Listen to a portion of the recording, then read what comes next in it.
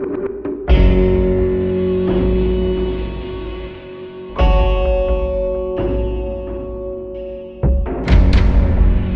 с вами просто не оставили ни одной другой возможности защитить Россию, наших людей, кроме того,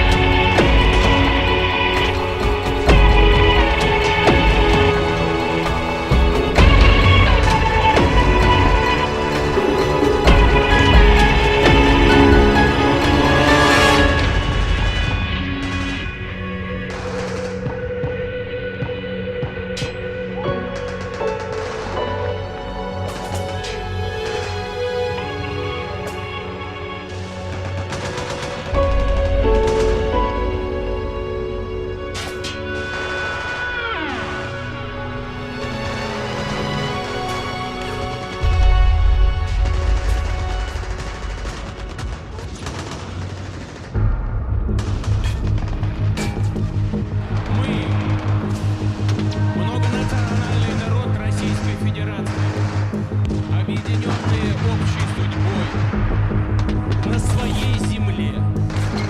Это первые строчки основного закона России, Конституции.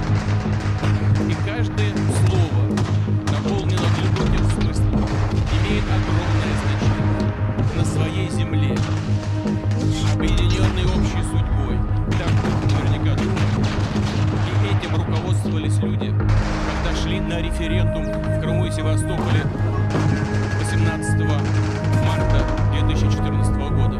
Они жили и живут на своей земле и хотели жить общей судьбой со своей исторической родиной, с Россией.